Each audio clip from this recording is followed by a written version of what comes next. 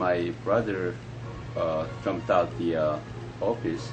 I heard about the very big jet sound. Looks like just up to here. I just look at the outside, big black wings coming that way. And then I just running out, and then 2-3 seconds, boom! We're used to seeing planes. Maybe a 20-passenger corporate jet, no markings on the side. I saw a plane going down, big plane, commercial liner type.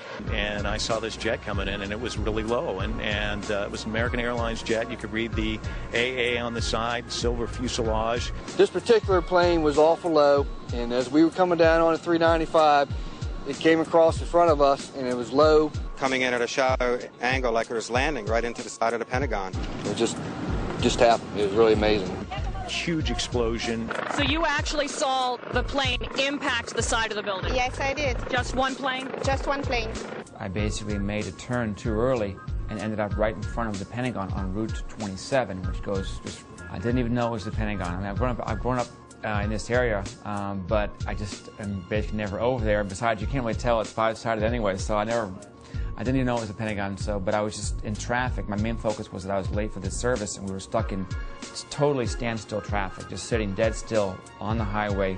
And basically, without warning, there was just the sensation of something coming over the top of us. It seems the plane was so low that it hit a light pole that was just on the edge of the highway, on the far side there. Before it came over the highway, it clipped this pole, which I heard ended up being knocked over and hitting a taxi, which was near my car. Okay, my name is Lloyd England. 9/11, I was driving my car on my way home. This airplane flew over top of my car. It was real close. Something, glass, a loud noise happened, and the pole came through the dashboard right through the car. I stopped the car in the middle of the street. It didn't stop straight, it stopped at an angle. As far as the plane went through, it didn't come back in until I stopped the car and got out. Then I looked for the plane. There was no plane, but it was quiet. If had nobody seemed to have indicated where something happened, I wouldn't have known. And I was there. I mean, I'm there. And the plane, the wing spread would have been from that house, maybe halfway in my house. And the big wing, the big motors underneath of them. And nothing was left out? Those that think a 757 did not hit are fueled by the damage to the building and lack of large structural debris outside. Particularly, the lack of damage from the wings and vertical stabilizer, and the fact that those objects, as well as the engines, were never fully recovered. Is there anything left of the aircraft at all? First of all, the question about the aircraft, there are some small pieces of aircraft visible from the interior during this firefighting operation I'm talking about, but not large sections. In other words, there's no fuselage sections and that sort of thing. They said it was a plane, and I didn't see any pieces of any plane, and I couldn't believe that a plane hit the building. There are numerous parts to a 757 that are virtually indestructible. To date, we have not seen a single piece positively identified as Flight 77's. The fact that an exit hole inside the Pentagon is not explained by any official report on the attack. The fact that there was no impact damage on the lawn. And the fact that out of the videos that have been released, none of them clearly show a 757. The outer wall will collapse 20 minutes later, leaving a hole approximately 70 feet wide. What hit the building may be important. However, our focus should be on why it was hit in the first place. The section hit was the headquarters of Naval Operations, Naval Intelligence, and the Navy Command Center. Army personnel were also killed. A number of accountants and budget analysts were also present at the time and killed in the attack. The Arlington County After Action Report states that important budget information was in the damaged area. It's interesting that 24 hours prior, Donald Rumsfeld publicly made this announcement. According to some estimates, we cannot track $2.3 trillion in transactions. According to the 9/11 Commission report, the military was unprepared for the transformation of commercial aircraft into weapons of mass destruction.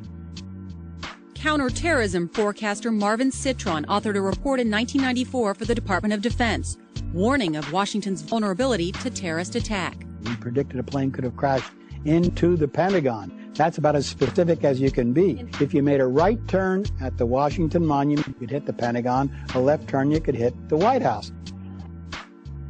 Back on October 24th, 2000, the Pentagon conducted MASCOW, a mass casualty exercise which simulated the impact of a Boeing 757 into the building. I'm very curious, and as time goes by, it makes you more curious as you have time to dwell on the details and all the information that's becoming available. I can't drive my car that well, but I can't imagine somebody just climbing behind the wheel of an airplane and doing what they did and doing it so well. Basically, it was the strangest day I've ever spent in my entire life. It was like in slow motion. I get chills every time I hear the audio. Physically, I swear I get chills every time I watch the video. I can feel the heat. I can smell the fuel, or I can smell the burning. There's been a lot of curiosity, I think, in time, and even for me who was there. I still have questions of, did I really see what I think I saw? You know, when you're led to believe and you think you believe what you think you saw, I think that you begin to buy into it. But the more you dwell on it and the more the evidence comes forward, the questions get larger and larger and larger. I'd like some conclusion. I mean, I'm sure the families would, and I'm sure the military knows a lot more than we do in the government. But I'm just astounded that they don't share more of the information that's available. If the government was 100% forthcoming and wanted to squelch any doubt as to what happened, why have they controlled the evidence so strongly? Why is there no positive identification of Flight 77? Why, when Vice President Dick Cheney was aware of an incoming aircraft up to 50 miles away, were employees allowed to remain in the building? Had a single alarm gone off inside the Pentagon, 125 people would be alive today, and hundreds more would not be suffering. And when it got down to the plane is 10 miles out, the young man also said to the vice president, "Do the orders still stand?" And the vice president turned and whipped his neck around and said, "Of course the orders still stand. Have you heard anything to the contrary?" Norman Minetta's testimony would be completely unreported by the 9/11 Commission. It would also be censored from the online archives of Commission hearings. A spokesperson from the National Archive claimed that it was a technical snafu. The 9/11 Commission will later conclude that Vice President Dick Cheney did not reach the bunker until 9:58. My main concern is that in your testimony, you stated that Vice President Dick Cheney came into the POEC office at 9:20 when you arrived, and he was already there. He's gone in front of Meet the Press, and he said that he was there at 9:38. They did that because they'd received a report that an airplane was headed for the White House. This is Flight 77, which had left Dulles. Flight 77. It left Dulles, best we can tell, they came initially at the White House. The plane actually circled the White House? Didn't circle it, but was headed on a track into it. Tracking it by radar.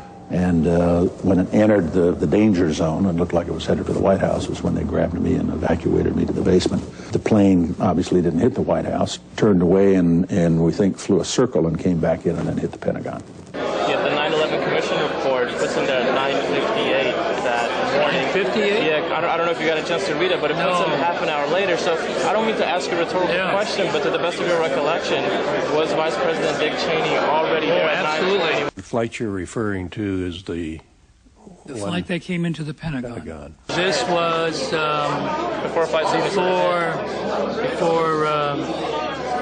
American Airlines went into the Pentagon. Yeah. Norman Minetta was in the bunker with Cheney, and so the fact that that wasn't in the 9/11 Commission report was rather odd, don't you think? Yeah. Who was that young man? Did anybody ask who that young man was? How could Dick Cheney, or anyone in the administration, especially after an aide warned him a plane was 50 miles out and 2 planes had already struck the World Trade Center, allow the Pentagon to be struck?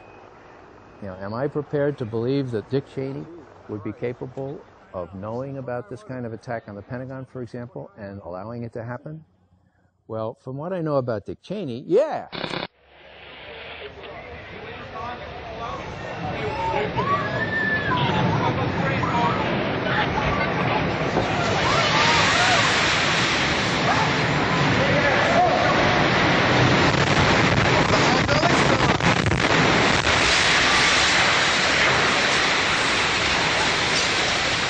Holy fucking Jesus!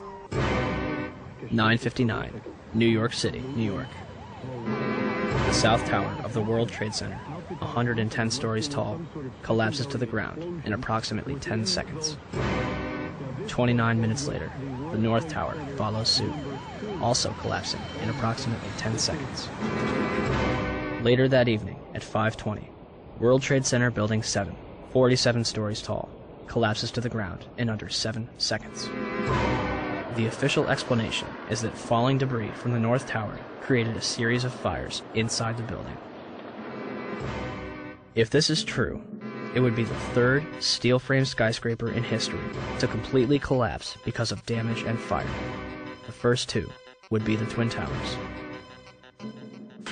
February 23rd, 1991. One Meridian Plaza, a 38-story skyscraper in Philadelphia, burned for 18 hours across 8 floors. It is later described by officials as the most significant fire of the century. It did not collapse. October 17, 2004. A 56-story skyscraper in Caracas, Venezuela, built in 1976, burned for over 17 hours and spread across 26 floors. It did not collapse. February 13th, 1975. A 3-alarm fire broke out between the 9th and 14th floors of the North Tower. No one died. The building was unoccupied. The fire began in an electrical wiring closet on the 11th floor. There should have been fire stops to prevent it from spreading, but there weren't. The fire spread to 6 other floors. Even without a sprinkling system, fire department officials and building officials here say that there's no chance the World Trade Center could become a type of towering inferno. The fire is so intense, it leads to the installation of sprinkler systems, which would come in handy on May 19th, 1975, when 7 fires strike the complex.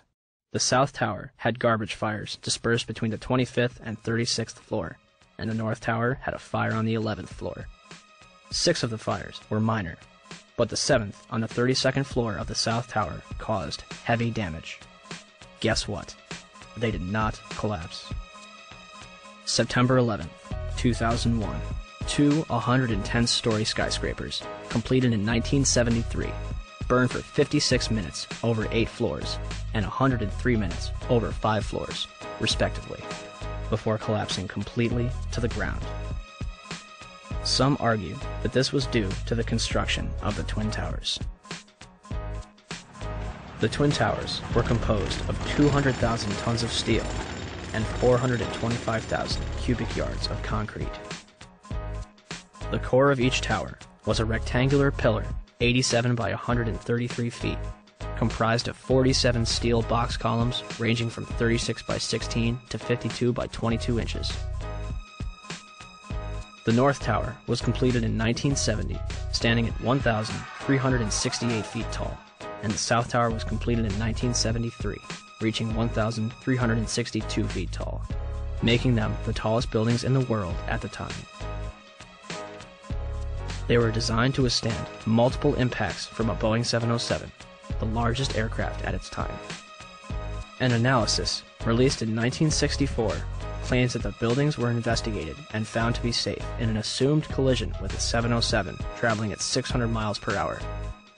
Such collision would result in only local damage which could not cause collapse or substantial damage to the building. A 707 has 4 engines instead of 2, and its cruise speed is 607 miles per hour. The Boeing 767s that struck the North and South Tower were traveling at 440 and 540 miles per hour, respectively.